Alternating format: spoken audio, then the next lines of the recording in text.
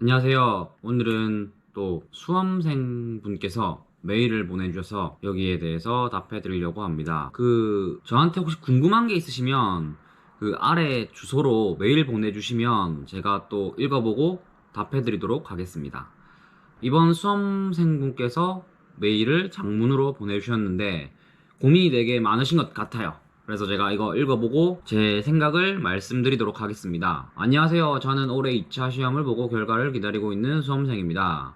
가채점 결과 회계학 1부 74점, 회계학 2부 80점, 합격을 긍정적으로 기대하고 있는 중인데요. 근데 이게 점수가 나오나요? 저 때는 점수를 알 수가 없었거든요. 근데 무슨 기준으로 이 점수를 낸 거지? 요즘 뭐가 좀 바뀌었나 봅니다. 제 진로에 대해서 고민이 있어 이렇게 메일을 드립니다. 저는 현재 30살 항공사에서 일을 하시고 계시네요. 코로나부터 지금까지 유급 휴직 중에 있고 작고 소중한 월급으로 강의 교재 식비 충당하여 2년간 공부해서 이번에 유예생으로 시험을 본 상태입니다. 직장이 있으시구나. 와, 대박.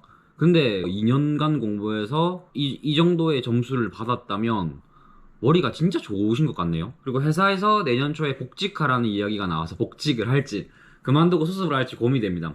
이 벌써 뭐 합격하셨네. 뭐 마음은 합격하셨네. 복직을 고민하는 이유는 코로나 전에는 항상 컴플레인 걱정, 선배님들의 케어 때문에 맘 편히 비행을 한 적이 없습니다. 그때마다 스트레스 왕창 받으며 전전긍긍하고 체류지에서도 실컷 나가 놀지 못했어요. 그래서 합격 후에도 모든 것을 내려놓고 홀가분하게 딱 6개월에서 1년만 비행하고 싶은 생각이 들어서 고민이 됩니다. 하지만 한편으로는 나이가 30대고 결혼 생각도 있기 때문에 하루빨리 세무사로 자리 잡고 싶은 욕심도 있습니다. 경력이 쌓여야 근세 연봉도 올라갈 테고 그만큼 개업도 가까워질 테니 경제적으로 안정적인 생활을 더 빨리 누릴 수 있다는 것 때문에요. 그리고 시험 끝난 지 2달도 안 됐는데 벌써 휘발되기 시작한 세법 때문에 1년 후에 수습을 하면 정말이지 바보가 되어 있을 것 같아 걱정이 큽니다. 일단은 회계학 1부하고 2부가 상당히 고득점이라서 세법학만 꽈라 간다면 사실 저 정도 점수면 합격을 무조건 하겠죠. 그리고 지금은 코로나 때문에 유급휴직 중에 2년간 공부해서 곧 합격을 할 것 같다 라고 하시는데, 일단 말씀드리기 전에 승무원이면 아주 좋은 직업을 가지고 있는데 이 우리가 알고 있는 승무원의 직업이 상당히 좋은 직업은 아닌 것 같네요. 들어보니까 컴플레인 걱정, 선배님들의 케어 걱정, 뭐 맘 편히 비행을 한 적이 없다라고 하시는 거 보니까 사실 모든 직업에는 다 각자의 힘듦이 있는 것 같습니다. 전 승무원이 엄청 좋은 직업이라 생각을 했거든요.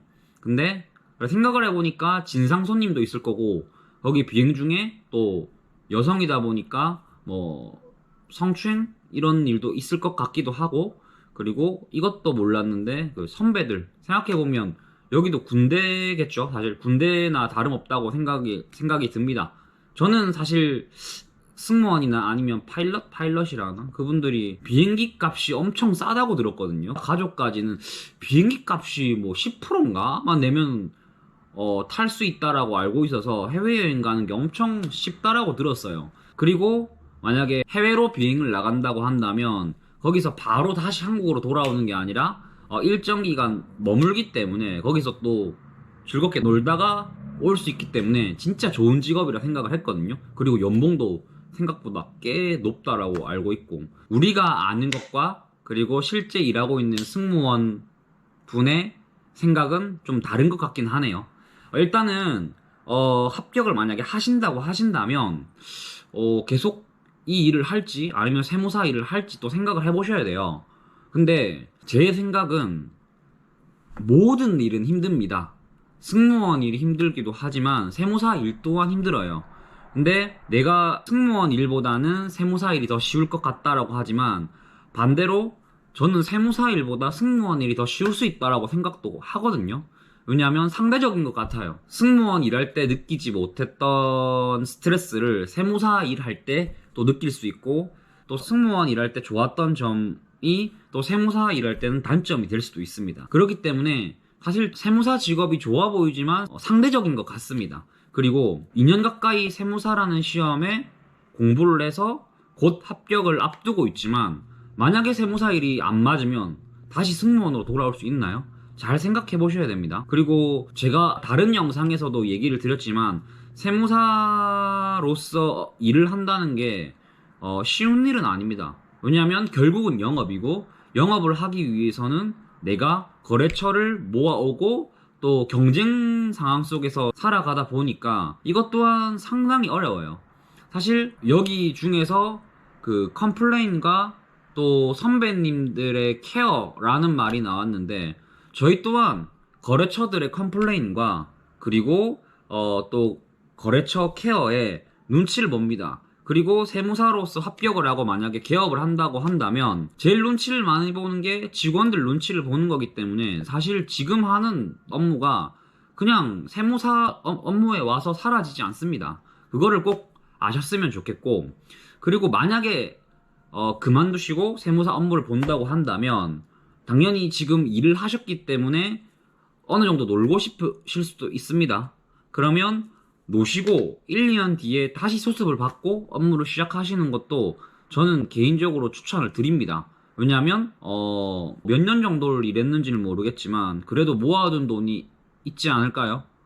없으면 세무사 마이너스 통장을 내서 시원하게 노시고 그리고 나중에 갚으시면 됩니다. 그리고 경력을 쌓아서 근세로 일하신다고 하시는데 근세로 일하시는 것 또한 뭐 승무원보다는 조금 더 좋은 대우를 받을 수 있을 수도 있지만 똑같이 근로자의 성격이 강하기 때문에 상하 관계가 있습니다. 누군가의 명령을 받고 누군가가 시킨 업무를 해야 되는 그런 위치에 있게 되는 거죠. 개업을 하고 나서 독립을 하게 된다면 그런 누군가의 명령은 사라지겠지만 첫 번째로는 거래처를 어떻게 모을 것인지, 그리고 만약에 개업을 한다고 하신다면 상하 관계에 누군가의 명령은 사라진다 하더라도 이제부터는 모든 책임이 다 나한테 오는 거기 때문에 정말 스트레스를 많이 받으실 수도 있습니다. 그래서 개업을 하시고 다시 근세로 돌아가시는 분도 많고요. 그렇기 때문에 본인의 성격이 제가 어떤 성격인지 모르기 때문에 개업을 하고 또 개업을 해서 살아남을 수 있는 성격인지, 그리고 여성으로서 또 개업을 해서 어떻게 나아갈지도 잘 생각을 해보셔야 됩니다. 일단은 경기가 좋지 않고 그리고 또 많은 플랫폼에서 세무사 기장 가격을 물흐리고 있기 때문에 여기서 내가 어떻게 살아남을지 그런 부분도 잘 생각을 하셔야 됩니다. 결국은 세상 모든 사람들 자기가 하는 일이 가장 힘들고 어렵다. 그렇기 때문에 만약에 세무사를 합격을 한다고 하더라도 승무원을 그만두고 세무사를 일을 다시 시작할지 아니면 승무원을 계속 할지는 본인의 선택에 달려있는 것 같고, 그리고 이런 말이 있어요. 세무사님께서 친한 동생이라면 어떻게 조언을 해주고 싶은지 궁금합니다. 저라면요, 제가 요즘 하는 말이 있는데 만약에 내가 내 주위에 친한 동생들이 세무사 공부를 시작한다고 한다면 저는 반대한다라는 말을 많이 해요. 왜냐하면 진짜 세무사로 개업을 해서 살아남으려면 정말 큰맘 먹고 공부할 때보다 더 열심히 사셔야지만 평타 이상은 한다? 제가 개업할 때까지만 해도 솔직히 열심히 하면 어느 정도 올라가는 거는 나쁘지 않았거든요. 그때까지만 해도 이런 플랫폼들이 없었어요. 근데 지금은 걱정되는 게 나는 그래도 그 전에 모아놨던 거래처가 조금 있고 어느 정도 안정화가 되었지만 지금 개업하는 애들은 100명 중에 한 90명 정도는 엄청 힘들거나 망할 거고 그 중에 특출난 아주 뛰어난 10명 정도는 살아남지 않을까라는 게 제 생각이거든요. 저는 다른 영상에도 말했지만 저는 특출난 세무사가 아닙니다. 그래서 특출해서 이런 영상을 찍는 것도 아니고 그냥 저는 사실 제 재미로 이 영상을 찍고 유튜브를 운영을 하기 때문에 유튜브를 운영하는 다른 엄청난 세무사님들이 많으세요.